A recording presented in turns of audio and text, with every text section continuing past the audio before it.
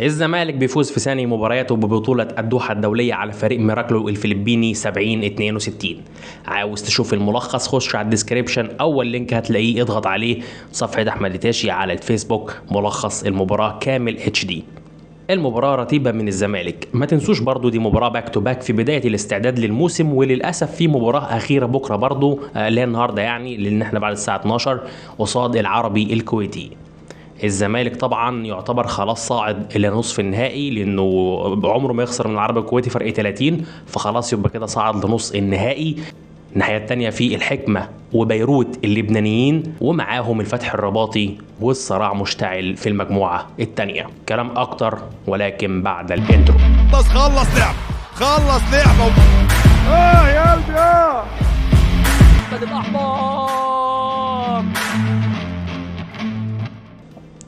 الزمالك ما زالت دفاعاته القويه، بيحاول دايما يعمل دبل تيم على الفريق الخصم، وده تسبب ان الفريق الخصم يعمل 26 تيرن اوفر، وده رقم كبير جدا، بالاضافه للتركيز الشديد من لاعبي الزمالك واللي عملنا بسببه 16 ستيل مقابل 2 فقط للخصم.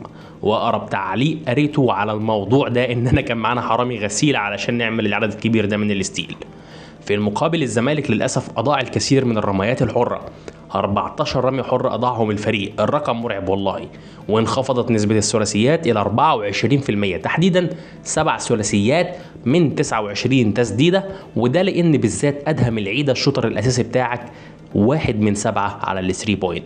تألق من الزمالك طبعا نجمين كبار، احمد عزب واللي سجل 22 نقطة، منهم 3 من 6 على الثري بوينت، رقم مميز من عزب، بالاضافة ل4 ريباوند، 2 اسيست، 2 ستيل.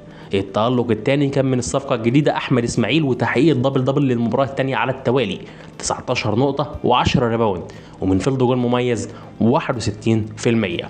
في المجمل المباراة مش كبيرة من الزمالك، الفريق بيدافع حلو، السويتشات حلوة، الدبل تيم في الدفاع حلو، لكن هجوميا ما زال الفريق بيعاني. يمكن مع رجوع مهاب والمشاد وضم محترف جودة الفريق هتعلى أكتر وأكتر. ما تنساش تعمل اشتراك في القناة وتفعيل زر الجرس علشان يوصلك كل جديد من قناة أحمد إداشي. سلام.